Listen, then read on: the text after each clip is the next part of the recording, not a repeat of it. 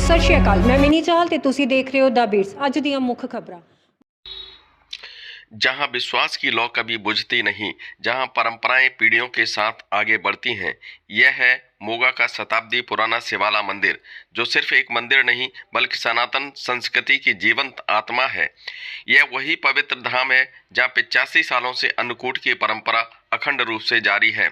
साल 1940 में पंडित जयराम दास जी ने इस अनुष्ठान की शुरुआत की थी और तब से लेकर आज तक हर दीपावली के अगले दिन यह मंदिर भक्ति, प्रेम और सेवा का संगम बन जाता है।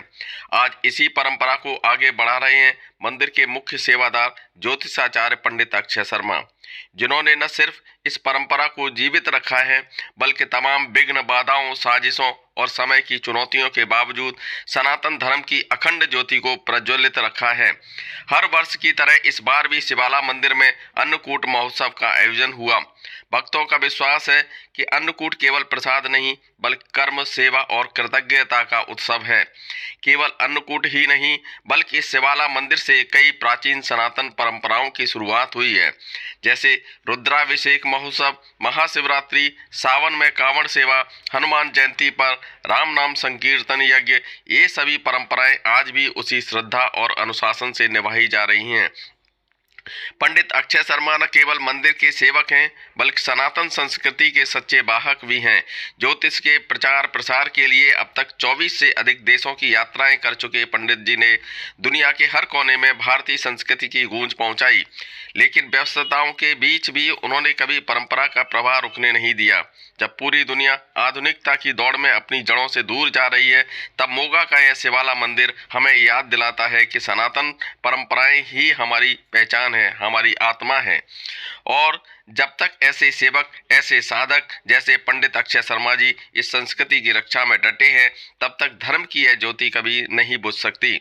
85 वर्षों से निरंतर जलती आस्था की लौ हमें यही संदेश देती है, परंपरा न तो पुरानी होती है न खो जाती है, बस उसे निभाने वाले सच्चे भक्त चाहिए। यही है मोगा का शिवाला, जहाँ हर दीप, हर प्रार्थना और हर धड़कन में सनातन धर्म की आत्मा बसती है।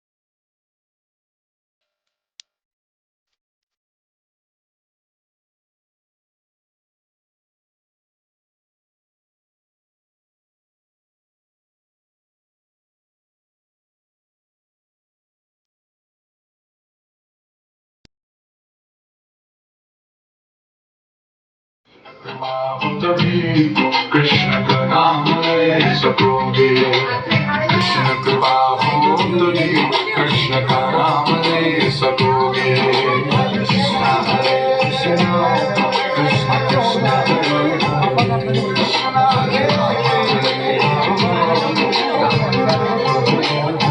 कृष्ण, हरे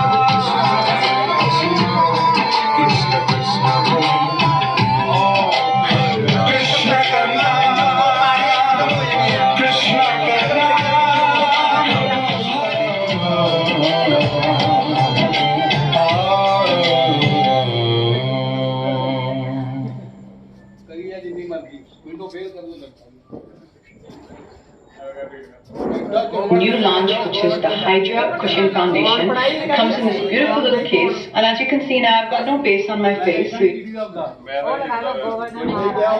तेरे दीन दयाल नंदलाल हरि वृंदावन मोहे बुला लेना मेरे दीन दयाल नंदलाल हरि वृंदावन मोहे बुला लेना।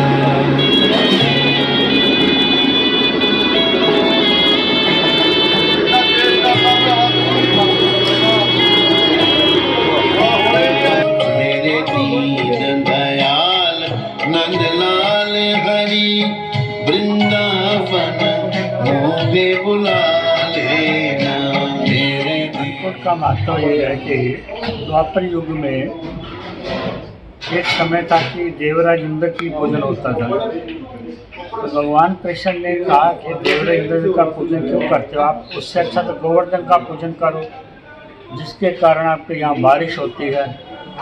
तो उन्होंने सभी ने भगवान कृष्ण का बात को माना और मान के गौरव पूजन किया, लेकिन इससे इंद्र भगवान नाराज हो गए।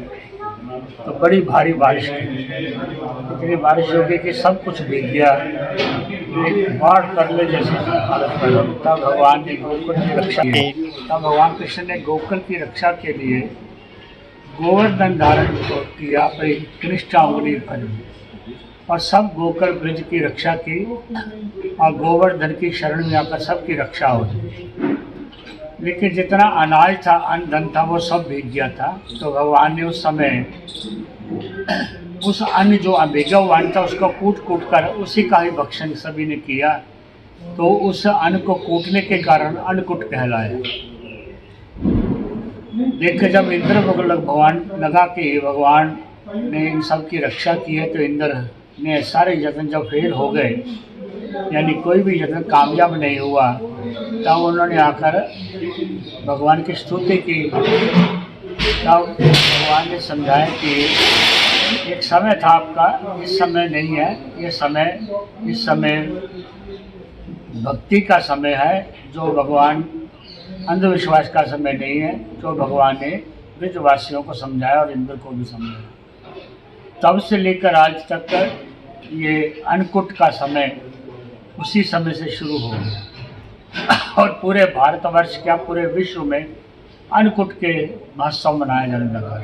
इन सौभाग्य की बात है कि मोगा में 1940 के बाद ही पहली बार शिवाला मंदिर में ही पंडित जयराम दास जी और रामगिर जी ने इस अन्नकूट भंडारे का आरंभ किया था, जो आज तक चल रहा है, धीरे धीरे चल रहा है। अभी ऐसा कोई समय नहीं आया जिसमें ये कोई विघ्न आया हो या नहीं बन पाए हो। लगातार बन रहा है और बनता रहेगा। ਅੱਜ ਤੱਕ ਲਈ ਇੰਨਾ ਹੀ, ਫਿਰ ਮਿਲਾਂਗੇ ਹੋਰ ਖਬਰਾਂ ਦੇ ਨਾਲ। ਤਦ ਤੱਕ ਲਈ ਸਤਿ ਸ਼੍ਰੀ ਅਕਾਲ।